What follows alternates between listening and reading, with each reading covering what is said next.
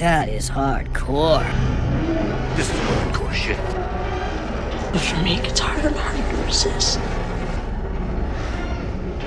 Hello, everybody, and welcome to Hardcore Horror with Mike and Bridget. This is Mike. Hey, Bridget, what's going on? Hey, Mike, what's going on? I'm sitting over here without power. I don't know about you, but... Yep, in the dark. I feel like I'm in the dark. I'm always in the dark. It's been a while, so we got a lot to catch up on. We got a big show. We got a guest, Jon Devlin, right? Yeah. John, you met him at FrankenCon, right? Brought a FrankenCon this year, yeah. He's a writer, actor, producer, director, does all the stuff, you know. He's all the things. Yeah. Kind of does it all. So we'll talk to him about all that stuff in a little bit, but let's talk about a few other things before that. Okay. First thing, we lost a very prominent horror member this week. William Friedkin died. Anybody who doesn't know who that is, he was the director of The Exorcist. I didn't even know that did he pass away? Oh my gosh. Mm-hmm. Yeah, he passed away just a few days ago. Yeah. So The Exorcist alone, the best movies that has ever been created. I've watched it over and over and over again. It's pretty perfect. I mean, to be honest, to take a movie like that sort of creates a whole subgenre, but nothing has ever topped it, is pretty telling of a pretty fantastic film. But he's done some other horror adjacent movies as well, which you might not know. But he did Killer Joe, which is it's not horror, but it does have a little themes. Bug. Did you ever see that movie Bug with Ashley Judd and Michael Shannon? I don't think so. Oh, you got to check that one out. That was a really good one. Okay. He did The Guardian. Did you ever see that one? The Guardian. No, I don't think so. It's the one about the tree. That one's pretty good too. He's done a lot of other movies that have nothing. Here's the thing: the telling that he's a really good director or was, it was just the fact that his movies are nowhere near similar to each other. They're so diverse. The French Connection. He did a documentary, The Devil and Father Amorth, which is actually the guy who did real exorcisms. He's the one who they created that movie, The Pope's Exorcist, about. It's actually about him, but he did a documentary about him. But all these movies, they're so different from each other. But The Exorcist alone, I think, is just one of the best horror movies ever made, and will be. Because did you see the trailer for the new Exorcist movie they're making with David Gordon Green, The Believer? I have seen the trailer for it. Yeah. What'd you think about it? Sometimes it's hard for me to tell. Yeah. Based off of trailers, and I'll talk about this later on when we talk about what movies I've been watching. But sometimes you can watch a trailer and you're like, oh my god, it's gonna be so great, and then you watch it and you're like, oh, well, they did really great on the trailer. So it's hard to tell. I'm definitely gonna watch it. I have to. Yeah. For sure. But what are you thinking? Well, I am really happy that they didn't call it The Exorcist. That was smart, because he did in Halloween, which everybody just calls it Halloween 2018. But I'm glad they didn't do that because and he definitely it's definitely a good move not to remake the movie. So he did do a sequel, but it's not going to surpass the original. I would be totally surprised and blown away if it surpasses the original, because that's hard to replicate. But yeah, I'm gonna probably say that would be really tough to do. Yeah.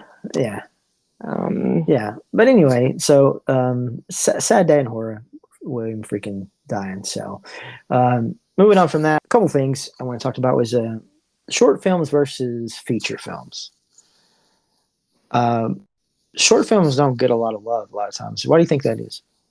I feel like short films don't get a lot of love because they're not, well, for one, you can watch a lot of short films on YouTube, where feature films you can go like on so many different platforms, where short films you really can't unless you're looking for it specifically. So that's kind of one thing. And I do hate that about short films, because sometimes we've talked about them a lot. Sometimes I actually like to watch them. I'm very ADHD, so I'm like, hey, I want to watch something. You can watch it. And it's really good to take an entire story and put it in however many minutes, 5 minutes or 10 minutes or 30 minutes. So I think that's pretty cool. Straight to the damn point, you know? Right. But so why don't they get the respect of films? Because they're still, I mean, you're okay. Maybe you're not putting as much time into it because you're, you know, but I mean, a lot of these are high quality stuff. There used to be an app. It's no longer available, I don't think, but it was called Popcorn Horror. Did you ever get on that app? Do you know what I'm talking about? It sounds so familiar to me. Like it's not around anymore, you said? I don't think so. This was back in the day when I was on Android, and I think it was gone before I left. It was called Popcorn Horror, but they had tons of horror short films, like 5-minute movies, you know, little stuff. Man, some of them were fantastic, just great stuff. Like stuff I would be like, there's no way I can make that movie, you know? Yeah. But they look great. They look, but yeah, like, you know, but nobody, unless, like you said, unless you're really searching for it, you would never really know anything about it, you know? Mm-hmm. Yeah. So, it is weird, but you put the short films in an anthology or on a disc or something, and then people will respect it a little bit more, but not, you know, a lot of people don't like anthologies, but some do, some love them. But just alone as itself, a short film, you know, a lot of times people, they'll just look over it. They're like, yeah. You know? I do, and I don't understand that because you're right. It's there's a lot of them are just as good as a full feature, and just because it's not as long doesn't mean there's not as much work put into it. Right. And that's what I feel. And you know, another thing too is you think about your full feature films. You have like movie premieres where you can go and watch them in a theater, but I don't think I've ever seen a short film like have like a big movie premiere or anything, right? I mean, I have in Chicago and stuff, and they do have like short film festivals and stuff like that up there. But it is definitely more rare for sure. Yeah. One other thing I want to talk to you about is we're going to talk about some movies here in a little bit. And I wanted to ask you a question about gore. You know, they call it like horror lovers and stuff, gorehounds and all that stuff. Mm-hmm. It's just like, you know, because, you know, we love the gore and stuff. But is it just the gore? Is gore enough to love a movie? Sometimes it is, right? Sometimes not. But sometimes it is. But does gore itself make a horror movie? It can't. I'll say, you know what? If you would have asked me this like a few weeks ago, I'd been like, oh, I don't know. But so one of the movies on my list, what made the movie so good to me was, I mean, it was a ton of gore. Right. You know, not like the 2.5 tons in Project Wolf Honey. It wasn't anything like that. But even that movie itself, Project Wolf Honey, like it's a great movie and I love it. But if you took all the gore away, I don't know if I would really. It wouldn't have been as good, right? Yeah. I don't know if I would even been interested in it because like the drama of it alone doesn't particularly interest me. Like, you know what I mean? Prisoners on a boat trying to escape, that kind of stuff. Right. Yeah. Doesn't really interest me all that much, but the way it was executed, pun intended, worked very well, and I enjoyed it immensely. So in that case, the gore itself is what makes it a horror movie, right? Yeah, that movie, yeah. Well, and the sort of monster thing, but there's certain movies. Okay, like take Saving Private Ryan. Okay, do you think that's a horror movie? It can be. It's gory. There are gory parts in that movie, but it's not a horror movie. If you asked my grandpa, he would be like, "Oh, that's a horror movie." Well, yeah, okay, it's a horror to some people. It is horror to some people, but to me, but it isn't. It wasn't a horror movie, but you're right. It does have a lot of gore in it. It does have a lot of gore. You're starting to make me think about it a little bit here. Yeah. Well, there's movies out there, and I'm gonna mention another one here in a little bit that made me think of this because it does. It's weird because like the gore sometimes can sort of lean it into the horror genre, but it's necessarily like formulated in that sense. So. Yeah, it's funny you said there's another movie that I watched. I watched it when it very, very first come out, but I remember going, "Wow, this is really extremely gory." It was Passion of the Christ. Yeah, it is. That's a gory movie. It was is extremely gory, but that's not a horror movie. definitely not a horror movie. Yeah, and so Yeah, that's funny. Like, I don't know, you were talking, I was like, oh, that just kind of came to my mind. So yeah. We probably got a big list. It's been quite a few weeks since we've done a podcast. What have you been watching? So I'll name a few because my list is pretty long, but it's not as long as it should be because I just came back from Georgia. So we worked at the it's in Columbus, Georgia, the Pop and Horror Con. So that was pretty fun. It was the first time they've ever done this convention, and it was pretty successful. I thought we had a really great time, and I'm getting ready to do here in about 2 weeks CreepyCon. So I definitely wanted to mention that. I believe it's August the 25th.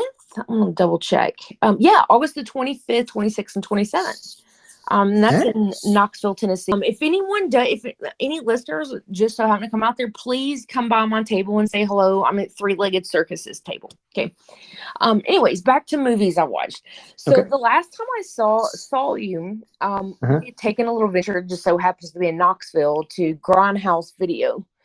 And I'd bought some movies there. So I'm not going to name all of them, but I'm going to name a few that I did purchase from there. So my first one is called Dolly Deadly. Have you seen this movie? I don't think so. Okay, I'm so excited that I found it. So I watched this movie about 4 years ago, and I remember I was like, I loved everything about it. It's a lower budget movie. It was written and directed by a female, which is a little rare. It's extremely low budget, and it's like one of those movies that I love, like the low budget trashy films. I just love those. And it just so happened, so I was seeing it one time. I kept trying to find it and stream it again. I never could find it, and it ended up that Trauma actually come out and produced the movie.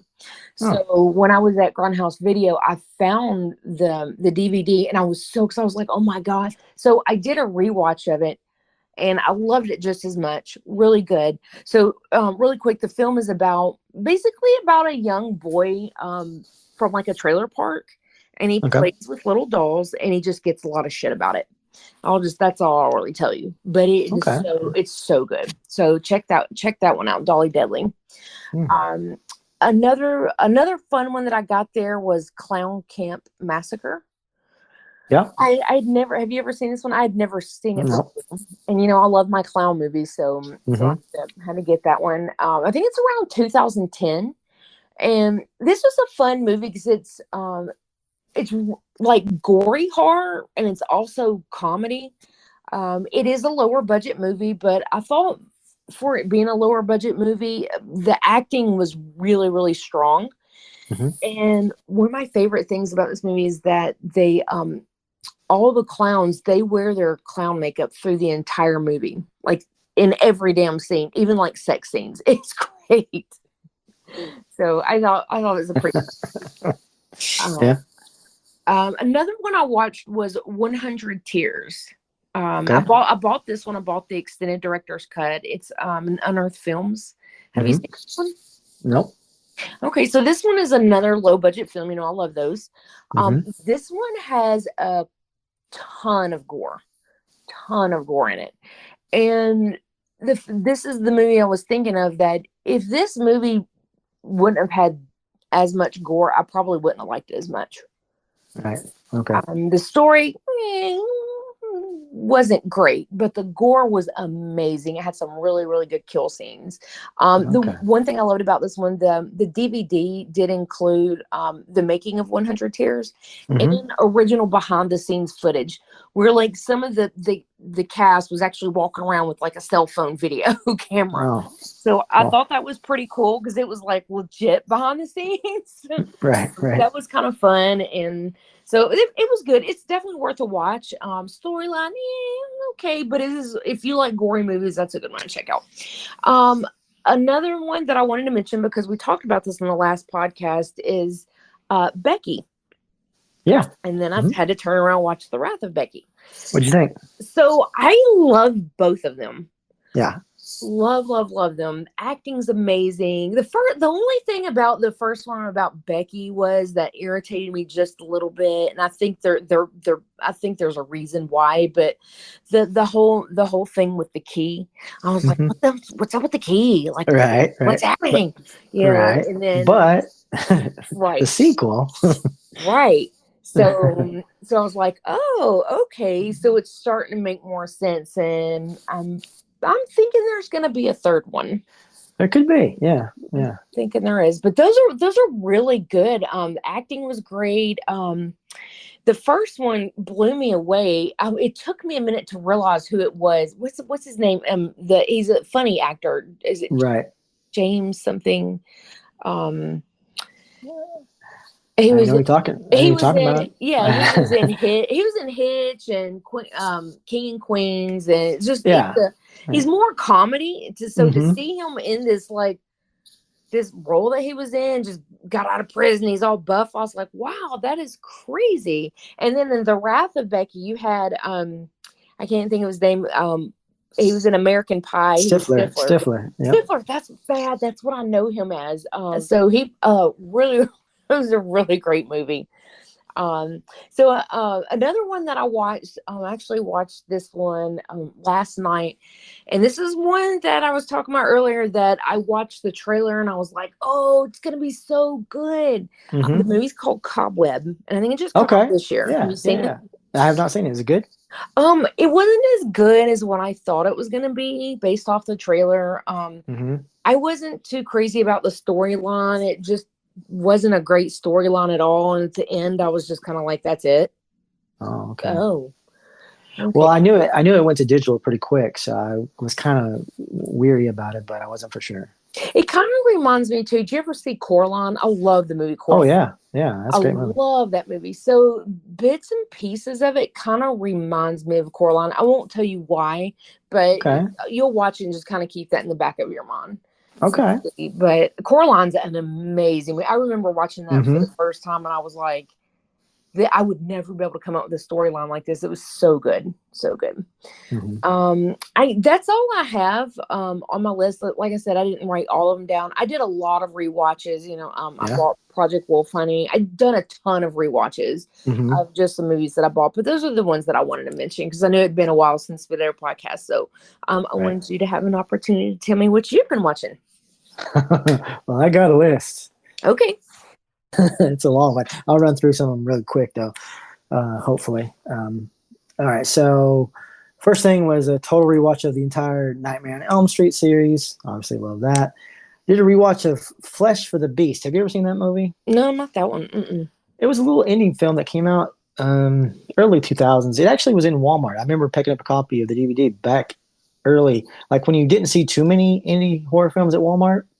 So it was one of the first few that kind of got its foot in the door there. Not sure exactly how that happened, but it's kind of weird. So they did that movie. So I rewatched that one. They did another movie which I watched called Late Fee, and then they did a like a TV series thing. I'm not sure where it was originally. It's on Tubi now, but it was called Flesh for the Beast: Tsuko's Curse.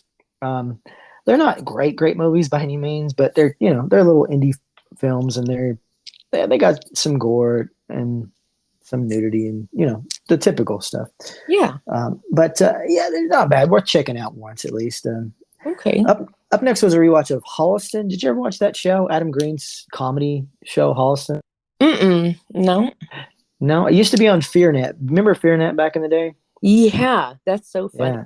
Yeah, well, that was like one of the big things was Holliston was on there, and then it went to DVD and Blu-ray and stuff, and so I rewatched season 1 of that. I like it. I mean, it's really cheesy, but it's about two horror nerds who trying to make a movie, Yeah. So and up next was Sisu, which this led me to the conversation we had earlier talking about how movies about gore, if it's just horror or not, because Sisu's not really a horror movie, but there's a lot of gore in it. Like a lot of good gore. I haven't seen this one. What's it about? It's about this. It's like the end of World War II. It's like this Polish guy, I think, and he's like basically a big badass, and like the Nazis are trying to kill him, but he's just like killing them all, you know? Oh, wow. Okay. Yeah, but there's a lot of gore, like a lot of good gore in it. So it's worth. I mean, again, if you love gore, it's really worth watching. Had there not been as much gore, I don't know if I'd even watch this movie at all, because that's what I heard about it. You know, that's what got my attention. It's like, oh, it's so gory. Apparently, everybody's saying so. That's why I watched it, but and I enjoyed it for that. But again, I'm not sure if I'd even been on my if it had even been on my radar had it not been for the gore. Up next was a rewatch of The Devil's Advocate. I love that movie. You seen that movie? Oh, right? yeah, of course. All right. I did some shows. I did watch some shows. I finally finished Servant. Did you ever see Servant?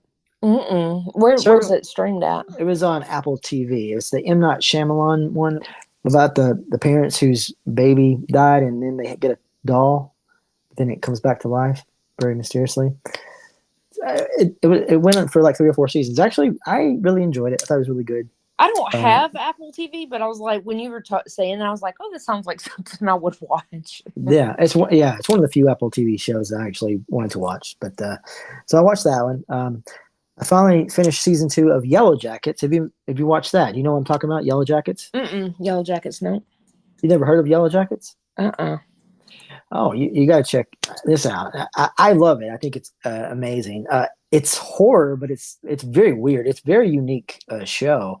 So it's about these group of girls and like 3 guys who they're on a plane and they crash land into like this wilderness where there's nothing, right? They get stranded.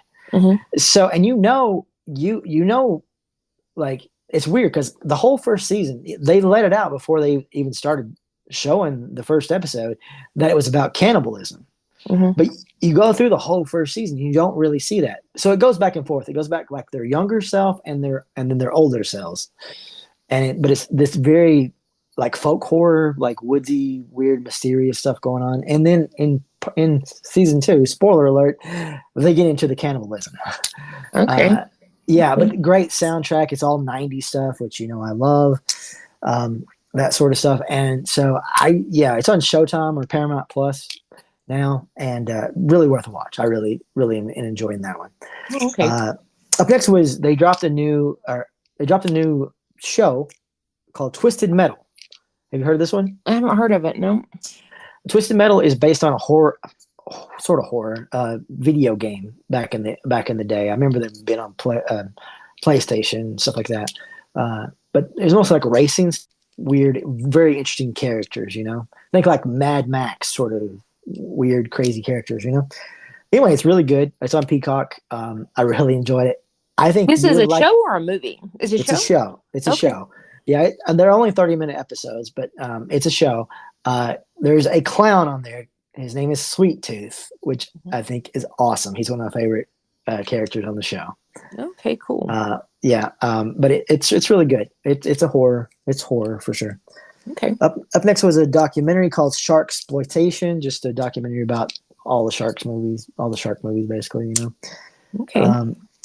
Let me ask you something here. Now, with horror, it always kind of comes and goes in trends, but it always kind of follows the things that are happening in the world at the time. There's always a little bit of the political and just agendas of the time that get seeped into horror movies all the time. Oh yeah, sure. So that being said, what happened between 2012 and 2015?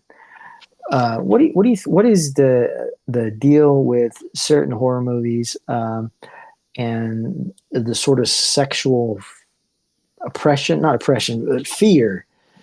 And I'm going to tell you, I watched these movies and they were all rewatches, but the first one was 2012's Thanatomorphosis.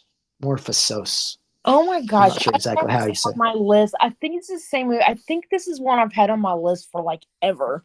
And I haven't been able to find it. Tell me, is this extreme or no? This is definitely an extreme movie. Okay, yes. So I've had this on my list forever. I've been trying to find it and I cannot find it.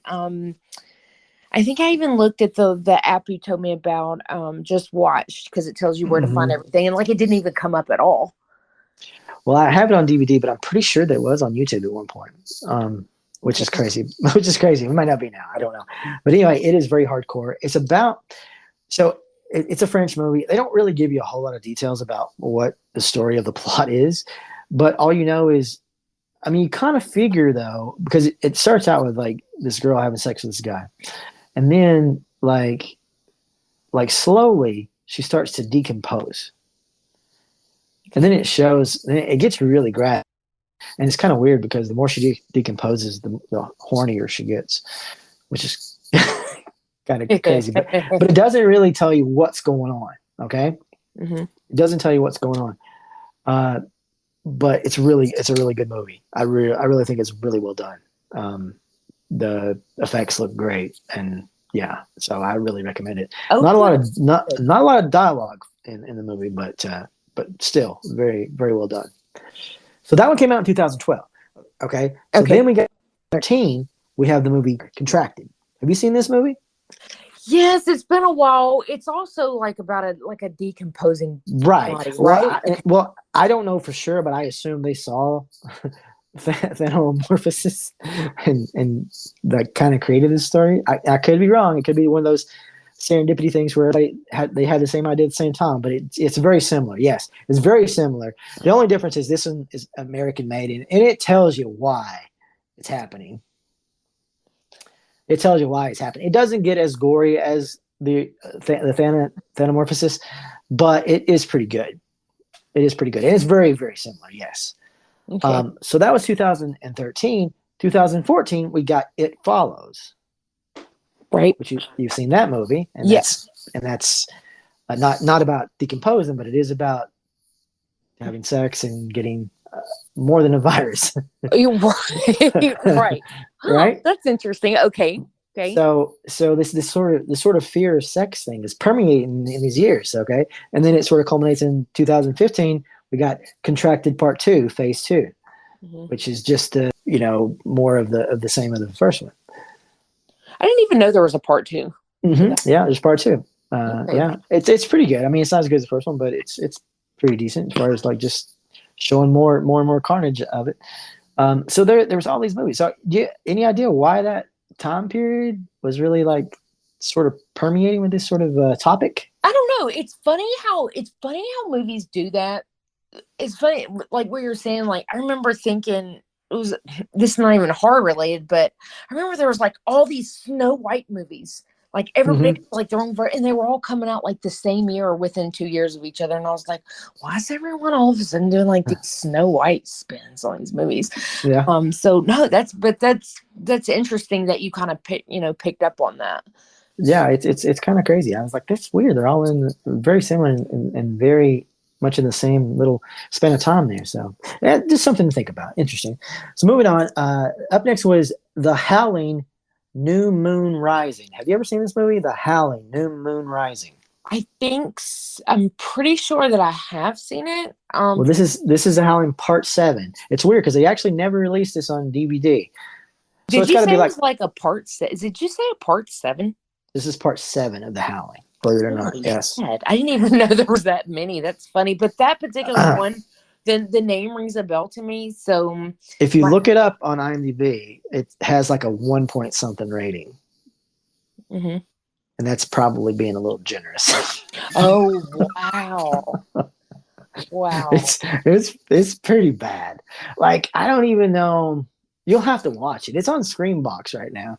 I don't know. Well, I don't know what they were thinking making this movie. It's like somebody who never saw a Howling movie, maybe ever saw a horror movie, let alone a werewolf movie, said, let's make a movie about country people, like backwood redneck people singing a musical, mind you, to a degree, and then at the end we'll throw in a werewolf. Oh wow. it's funny. Bad. Like it's bad, not nowhere near good. Like I don't even. Yeah, there's a reason why this was never released physical. Yeah, it's funny you saying that. Like, so I didn't, tell you all the things I've watched because the list is just crazy long. But when you said that, I did watch Kill Her Goats. When you said this movie's bad. Oh yeah. What'd you think? Man, I'm like. Well, the acting wasn't great. I didn't realize that they were all like Playboy bunnies or Playboys. whatever. Yeah. So they don't have acting skills, which is fine, Which is fine, but It's if you're making a fine, but- movie, maybe you would have somebody that I don't know. yeah, it's totally fine. I mean, but I didn't really want to watch it. But my friend Tracy over here was like, "Oh, we have to see this movie." I'm like, okay. So, but it's when you pretty much nailed it when you said that it's almost like it's directed and written by a 13-year-old horny boy. Yeah, that's what I got from it. It's just it's that vantage point, it's like, okay, this is what I want to see, this is what we're gonna make. So anyway, sorry, I didn't mean to get you off track, but I was like, oh my god, no, right, it's maybe it wasn't as bad as The Howling. No. I don't think I have seen it bad. after you gave me the description. I don't think I've seen that if you ever feel torturous to yourself, just go ahead and watch that one. Up next is I did go watch the movie Talk to Me, which is it's out in theater. Talk to Me. Okay, was it good? It's pretty good. It doesn't rewrite any rules or change up too much, but it was a pretty decent movie, I thought. It's about these group of kids who find this hand, and when they hold the hand and basically the ghosts come into them and sort of possess them. It's kind of like I don't know, like Flatliners. It's very similar to like that, where like they're trying to see what's on the other side, kind of a thing. And but I mean, yeah, the ghouls or whatever, they look pretty cool and everything. Like I said, it's not amazing by any means, but I wasn't disappointed in it. I didn't love it, but I was not disappointed in it. Some movies not really worth talking about: Anacondas, Bell Witch Haunting. I did a rewatch of The Night Flyer, Bag of Bones. I did finally get around to rewatching Scram. Oh, yeah, okay. Yeah. Was it as good as you remember? Well, yeah, I mean, it's still a good movie. It's it's very short. Honestly, it's just a little over an hour long. It's not bad. I like it a lot. I mean, it's a very, what would you call it? Sort of abstract movie in a way. It doesn't follow like a linear plot. Oh, yeah. But there were so many scenes in there that I was just like, what the fuck? there are scenes in there that are I feel like for effect only. Yes. Yeah, for sure. Yeah, the plot made absolutely like no sense to me. I mean, it's just kind of all over the place. Well, to me it was like, okay, so he fell, right? He fell. Yeah. Painting, he fell. And to me, like, he was just some of this could have just all been in his head. Like, imagine it as he's dying, maybe. Yeah. Or recounting all the bad shit he did, and who cares if he died? Maybe I don't know, but it does. Yeah, that's sort of what alludes to, I think. But yeah, it's supposed to be in like the mind of a serial killer, and I think that's their way of saying, "Hey, I'm just going to take something crazy fucked up," because of course that's what that would be in the mind of a serial killer. So that kind of gave them the pass to do whatever they wanted to do. Right. You can take certain liberties with that. So yeah, I mean, if anybody likes hardcore horror, I'd say check it out. Yeah. It's a little hard to find, but you can actually find it at archive.org, believe it or not. Oh, okay, cool. Up next, I finally watched that movie Dolls. With all the little dolls and figures coming to life. It was okay. I did take my daughters to see Haunted Mansion, that new one. Yeah, did you like it? I mean, it was cute for family horror. Yeah, it wasn't bad. Did you see the first one with Eddie Murphy back in the day? Yeah, like way back in the day. I wasn't a big fan of it. I mean, it just wasn't like my thing. Well, yeah, if you don't like that sort of stuff, then probably might want to skip this one too. I mean, it's not any edgier, really. Yeah, no. I mean, it's okay for you if I was going to, if my child was small and that'd be like a good kid friendly horror movie.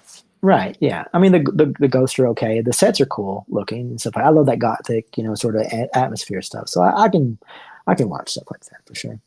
Up next was a movie called Rumpelstiltskin. Have you ever seen this one?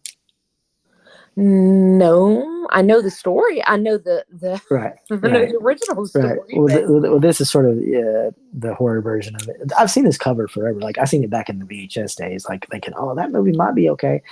It wasn't really that great.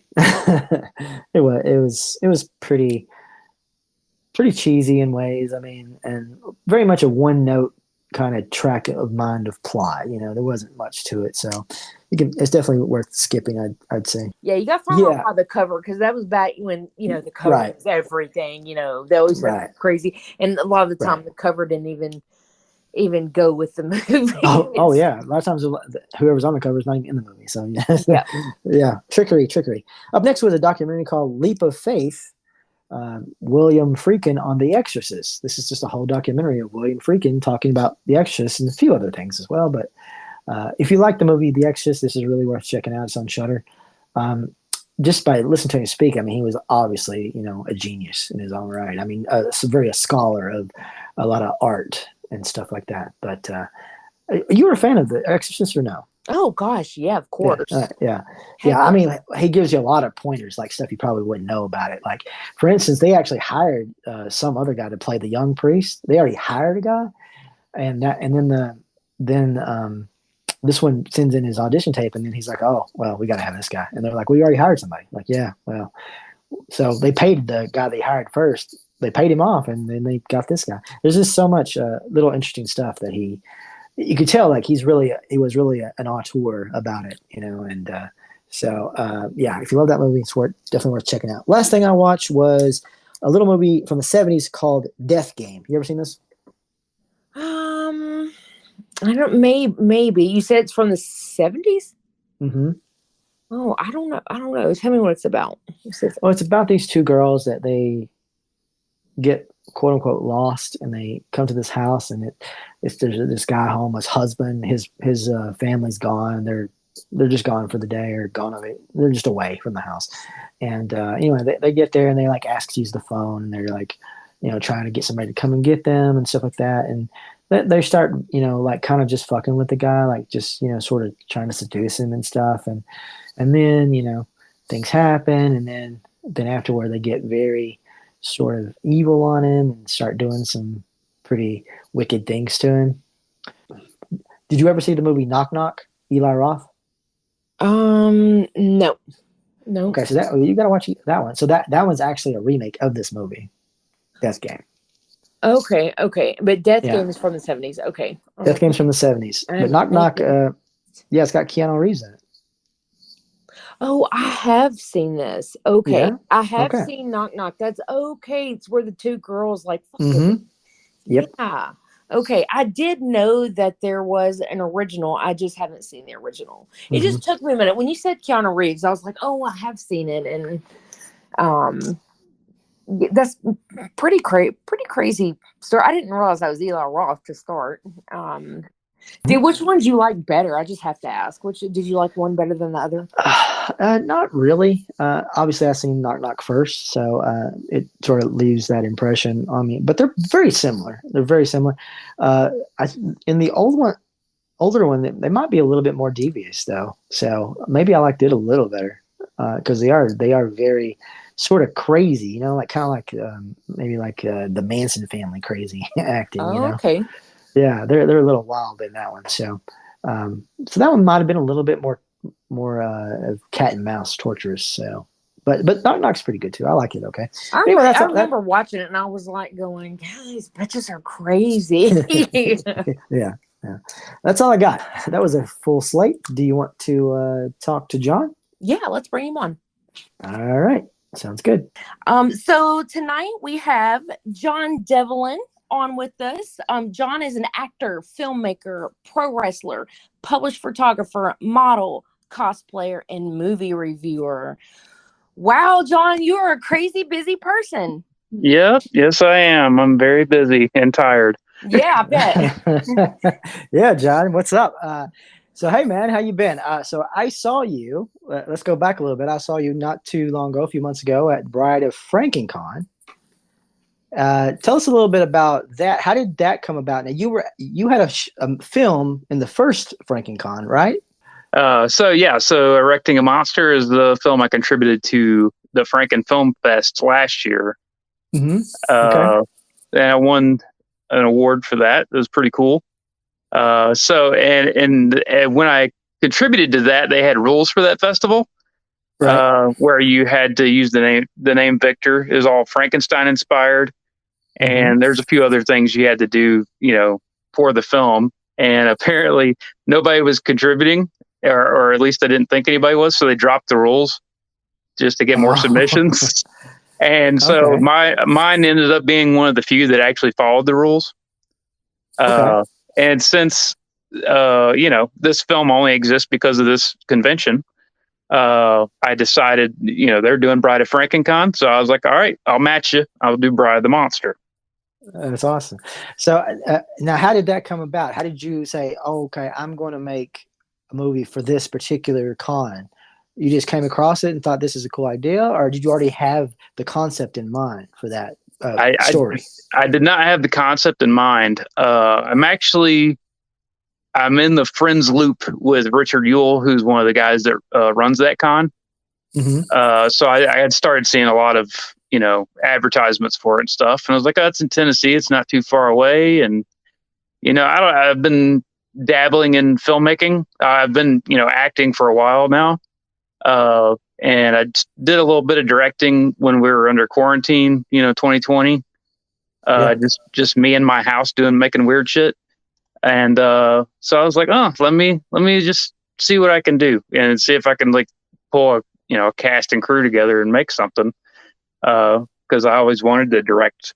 So I just took a chance and I was like, okay, it's 6 minutes. I think I can pull it off. And, I did. But it was a little brainstorming session with my Johnny, who's in the film is my friend in real life. And we were a pro wrestling tag team here in Georgia, known as the Danger City Demons. So, any car rides we're on, we're always just talking about just wild stuff. So the idea actually came up on a car ride. Oh, very cool. Very cool. So let's talk about how you started getting into film. How did that happen? Now, you were a pro wrestler first, and then you started getting into acting and making movies. How did that come about? Yeah, so I started pro wrestling around 2006 or 7. I think I started training in 06 and actually started having matches in 07. But I did that for, several years. And, I always was a big movie fan. I managed a Blockbuster in the early 2000s. Oh, yeah. So I got to, experiment with different types of film since I was getting free rentals and stuff. So, it was always in my mind to do something like that.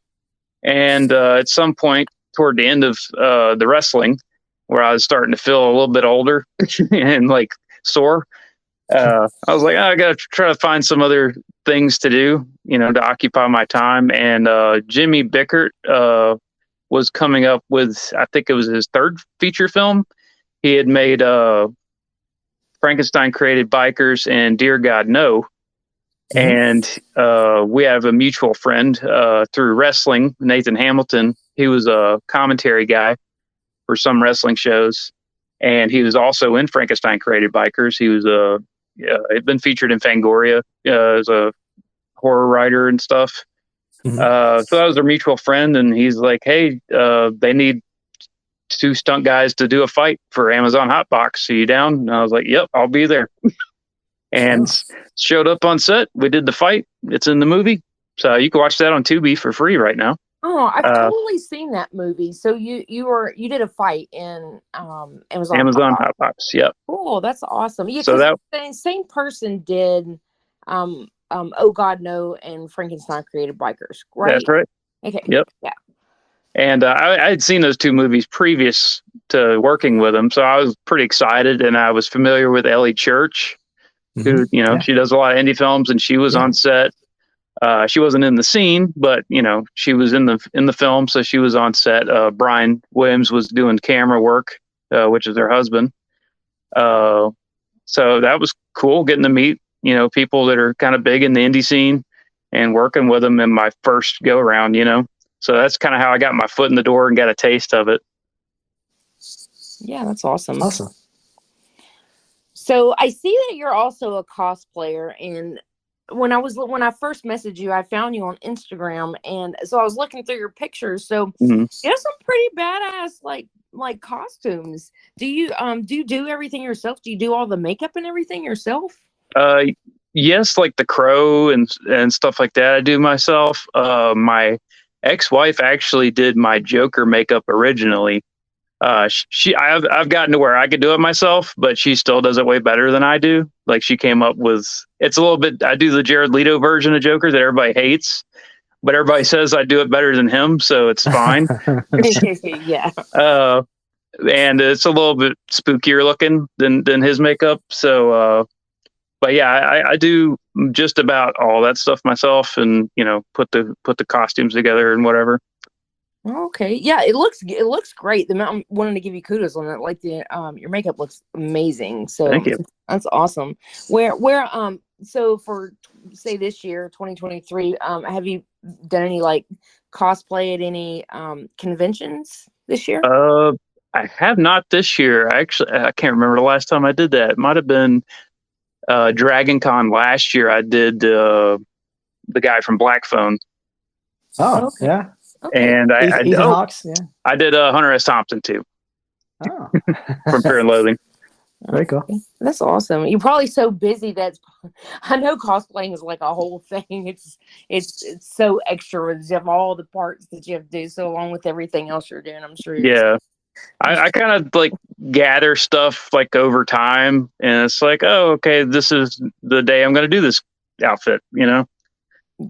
So I was going to Dragon Con kind of regular. I'm kind of burnt out on it now, but I think I only went one day last year because it was just so hot, and that Black Phone mask is excruciating to wear. Oh yeah, I bet. Yeah, it's a bad thing about masks. Yeah, you can't breathe in them at all. Yeah, and it was like so hot. It was like it was getting pretty wet inside that mask. It was kind of gross. Oh, I never think about that. Yeah, that is gross. Yeah. I guess I could have taken the bottom half off, but then they had like the mask restrictions in some of the areas. Oh, really? Yeah, they were still doing. A lot of people were just kind of neglecting the rules, but right. I was trying to be a nice person and do what they wanted me to do, so I kept the bottom half on and couldn't breathe and was getting moist. Oh, there's nothing worse. That's so awful. Yeah. So cosplay, and you're also a movie reviewer. Yeah, I had the channel's still up for Devlin's Domain. Okay. I was doing some writing under that title for Needless Things for a while. He's another guy that I know through the wrestling scene, and he does several panels for Dragon Con. So I was doing some movie reviews for him. A lot of weird stuff that I don't think really fits on the direction his website went now. So I no longer write for that site.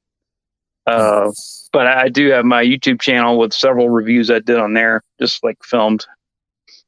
Is that all films in general or the certain genre? Yeah, I mean, horror is my biggest thing that I do, but I love all kinds of films. I have foreign films. I'm digging through like Criterion Collection, art house stuff, and yeah, I think the only thing I don't really have a ton of is like comedies and like romance movies. Yeah. I like some comedies, but I'm kind of picky about them. Mm-hmm. Sure. Yeah, I hear you. So wow, gosh, and so you do all. So I can't imagine like you're doing so many things. Do you have anything that you're working on like currently today? Yes, actually, I've just finished up a script for a short film. I was hoping to get it directed this month for a festival that some people I know are holding. But I don't think I'm going to meet the deadline. Just trying to get everybody together on the same day. So it'll probably be September before I can film it. But it's a micro film. It's like probably going to be like 5 minutes maybe. But and I have a couple other things after that I'm working on writing. I just finished up a short film called Lux, which is directed by Kenneth Perkins over in South Carolina. So that was pretty fun to film. We filmed that a couple weeks ago. Got to play a really fun character. like backwoods hillbilly. Oh, that is fun. That is fun. Out of all the characters you've played, like, would you have a favorite? I really liked playing. I was in a movie called Joe Striker. It's probably my first starring role. It was right after Amazon Hotbox. So some people in the same circle. These guys called the Casket Creatures. They're a local horror punk band. They actually played FrankenCon last year. But they had, been trying to make a movie for a while, and they cast me as the lead villain in that. So it was kind of like a 80s action movie, one of those corny ones, but with a little bit of horror spin on it, and a good bit of comedy in it as well. But I got to be the evil mob boss who's, had a pact with Satan. So that was fun to play. Oh, that sounds fun. Yeah. So, Jon, where you're at now, you're in Georgia. Now you've got sort of a huge clique of artists and indie filmmakers, right, down there that they kind of all just kind of help each other out. So you're helping them in their movies, they're helping you in your movies. You kind of pop up here and there, and they pop up in yours, right? That's how it goes, right? Yeah, there's a lot of crossover, and I've met through the kind of networking that I'm doing. I met Buckshort Productions, who you also met at FrankenCon this year. And Wages of Sin, they were all at the table with me. Right. So we're all like tight now, where we just share tables at cons and stuff. But Wages of Sin are located out in Augusta. It's about 2.5 hour drive from where I'm at. Buckshort Productions is in south side of Atlanta. But we kind of got a network there where we kind of like help each other out on each other's films. Wages of Sin has their own studio over there in Augusta. So they're, nice enough to let me use it if I want to use it. Oh, right. And you were in Mother Noose Presents Once Upon a Nightmare. Yeah, right? that was actually a co-production with Wages of Sin and a Buckshort Productions. Okay. Yeah. And that was fun too, because I ended up as an anthology film, and I ended up being in 2 segments that weren't planned. Like I was supposed to be Pinocchio. And that was the plan, and that was another fun character I got to play. I didn't have any dialogue, and I was like half naked the whole time and shivering in a cage because it was freezing. But I ended up doing a scene with Aaron Brown, aka Misty Monday, that I wasn't planning to do. I was like there doing background photography, and the guy that was supposed to do the scene with her at the hotel couldn't make it, so they needed a last minute replacement, and I just happened to be there. So next thing you know, I'm taking my clothes off with Aaron Brown. Hey, there you go. Yeah, I was like, hey, can't complain. This is crazy. I was like watching her movies when I worked at Blockbuster, so it's kind of weird how things come back around like that. Yeah, that's awesome. And then you have your own Blu-ray that has your 2 shorts on there, but it has also all these other movies or shorts and stuff that you either were in or helped along produce and everything. So how did you get that to come about? How did you get everybody to be okay to give you all the material for your Blu-ray? Yeah. Well, we're all like very supportive of each other. Like they know everybody that contributed to that knows I'll help them out any way I can. Awesome. If they need to show up and work, I'll show up and work. I don't really ask any questions. Like if you need me, I'm there. It looks like you're having a lot of fun. I mean, you're playing a lot of different diverse characters for sure, but especially with your films, the ones that you've made. I mean, when I watch it, all I can say is this guy's having a lot of fun. Yeah. Richard from A Buck Short, he likes to call me the Lon Chaney of Georgia. I feel like I can't live up to that moniker, but it's flattering because I really like to play a big range of characters. Like I don't like playing the same type of thing over and over again. But it is ironic that the lamest, most boring character I've played is one I wrote myself, because I don't find my character erecting a monster to be that interesting. But everything else going on in the film's interesting, so it doesn't matter. It works, yeah. Did you do it? No, I haven't seen it. Did you do that because no one else would play that character, so you felt obligated, or did you do that for any particular reason? I don't know. Well, I guess when I was writing, because it came up with a conversation with me and Johnny, So I almost wrote it like it was just us, being ourselves almost.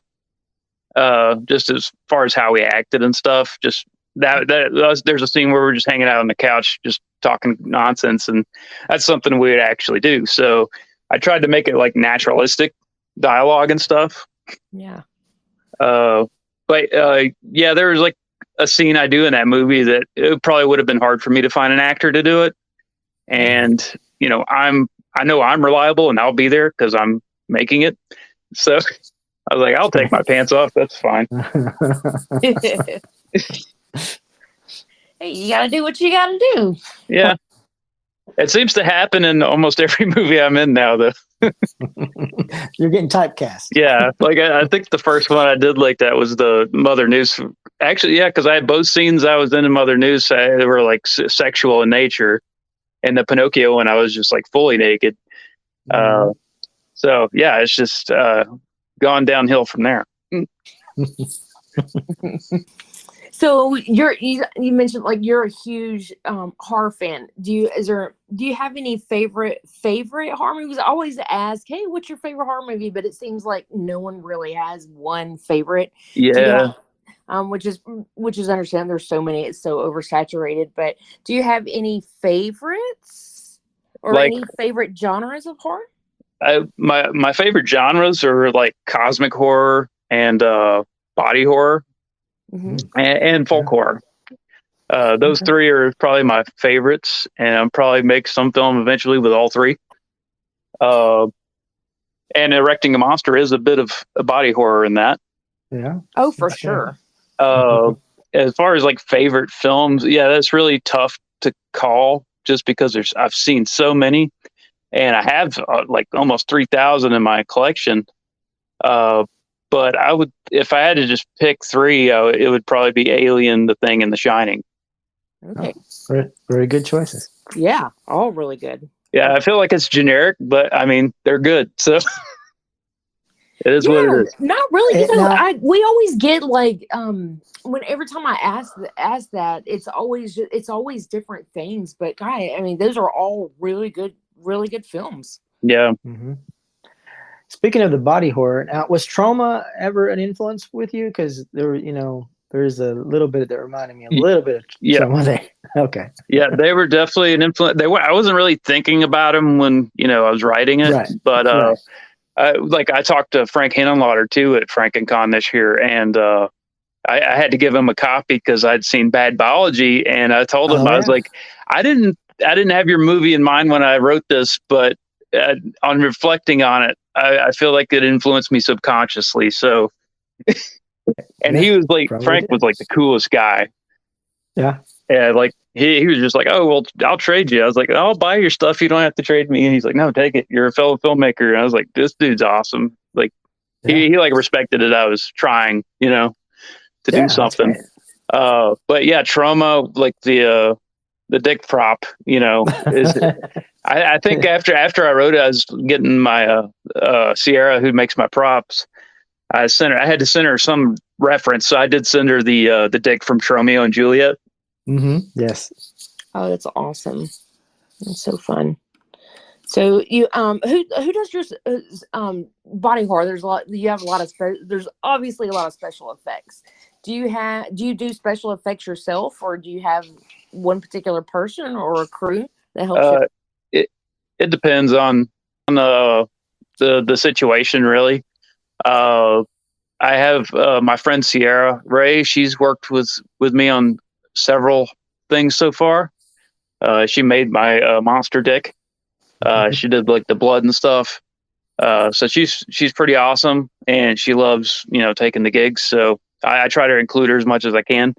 I do have like a gimmick stash of like all kinds of wounds and blood and all that stuff. So if it's like just a little blood, then it's probably something I can do. I don't have to get somebody to drive up, and spend money. But yeah, it just depends on the situation. But I definitely don't have like a team working on it.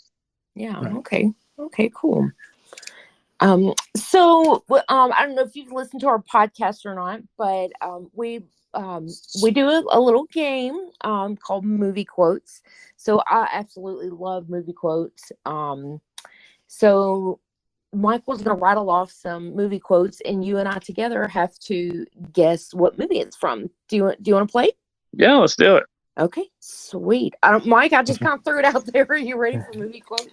Oh, yeah. Yeah, I'm ready. Okay, so, John, we're going to do 5 of these. Okay.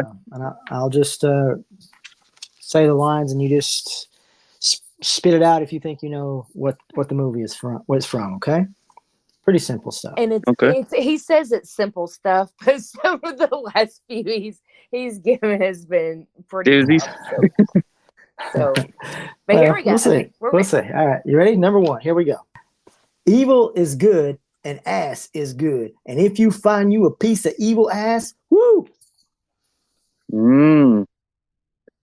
I love it that you say it with like a little bit of an accent. There's an inflection. I feel like, is this like Tales from the Hood, maybe? That's what I thought. Oh, you are swimming in you're hot.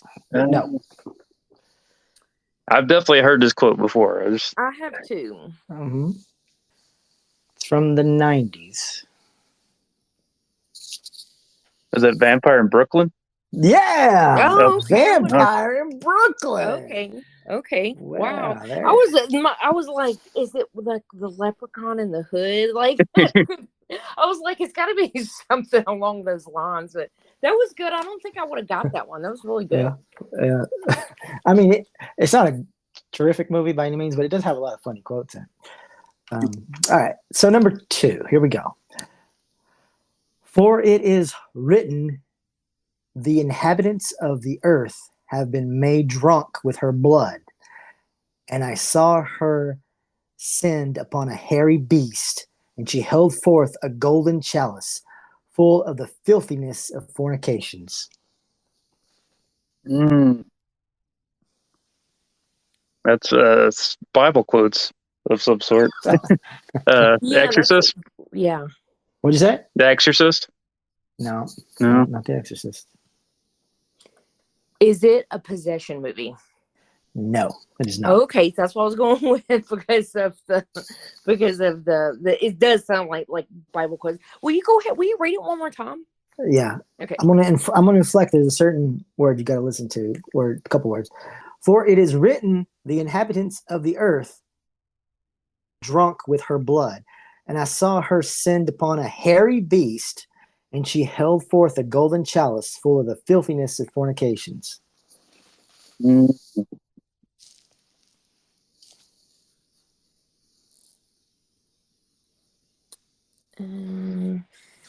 Oh my God! It's in a franchise. I'll tell you that. Wow, that's hard, isn't it? Okay, a franchise. Mm-hmm. It sounds like something that could have been from Hellraiser, but I don't think that's it. No, it's not Hellraiser. Listen, I saw her send upon a hairy beast, and she held forth a golden chalice full of the filthiness of fornication. Think of a movie where there's hairy beasts fornicating. Yeah, but it's a franchise. Because I was thinking Rawhead Rex at first. Yeah, it is a franchise. Hairy beast. Fornicating. Is it a werewolf movie? Yes. Well, it's definitely a werewolf movie. It is a werewolf think movie. Of any other hairy what beast. would the name of that werewolf movie be? The Howling? Which one? The Howling 2. The Howling 2, yes. Wow, did you really know that? Like the second, I wouldn't have got that. The second one, wow. The Howling 2. Yeah. That's it. With Sybil Danning. When they start their fornication there in the middle of them. Mm-hmm. Hot scene. Yeah. All right, here we go. Number 3. You ready? Yep. Yeah. All right. Those who do not appreciate life do not deserve it.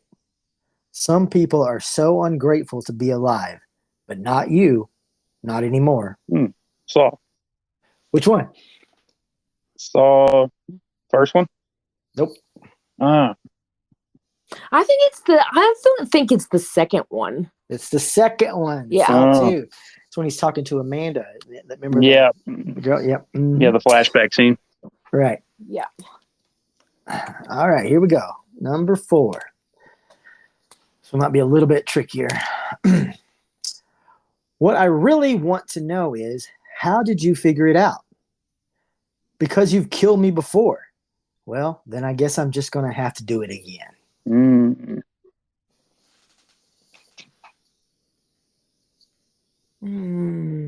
Let's see.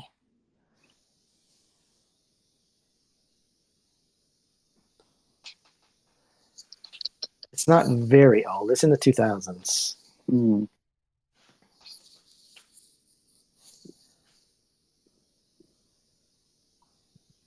Go ahead and read it one more time. Sure. Okay. What I really want to know is, how did you figure it out? Because you've killed me before. Then I guess I'm going to have to do it again.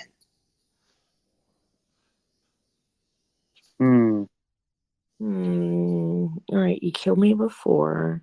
The movie has one sequel. So yeah, we'll tell you the director is going to be making the next Scream movie. I can't remember who that was. I can't. I saw that got announced, but I can't remember who the director was.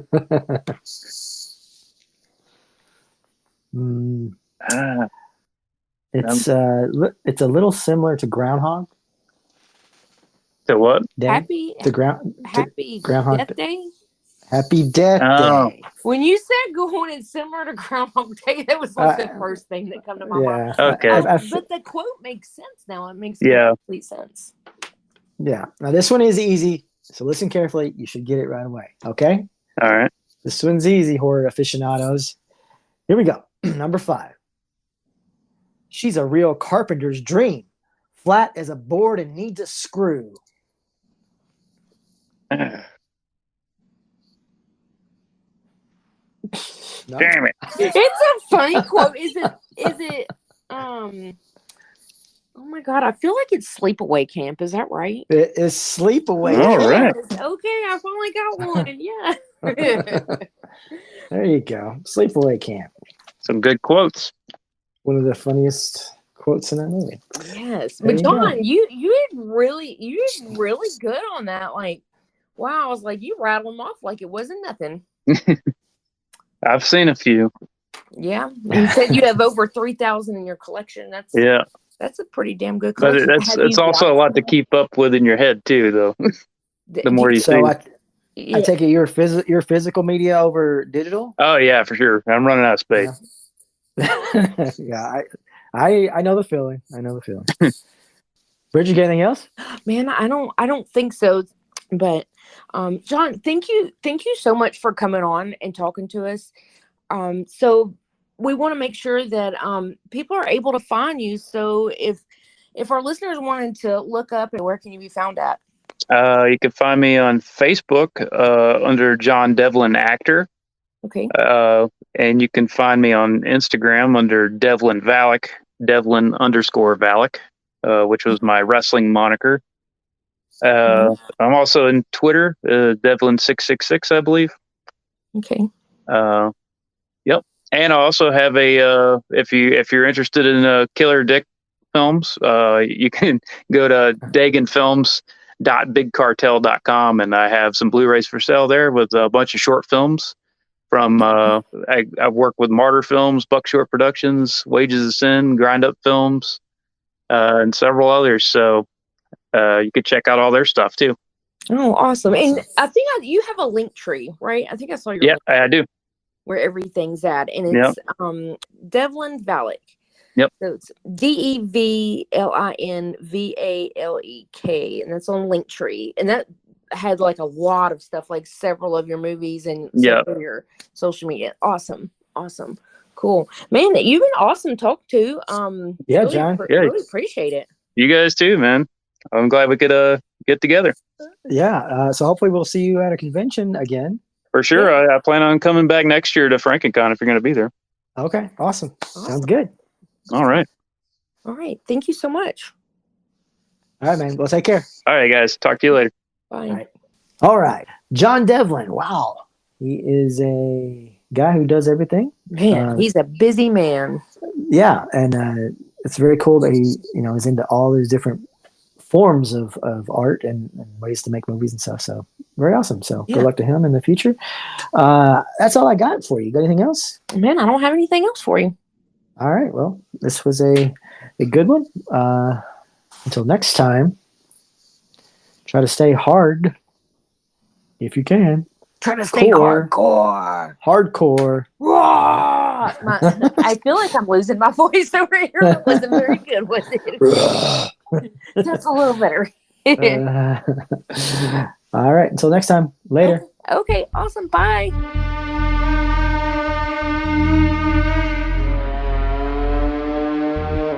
Wow. That's hardcore. Nothing harder.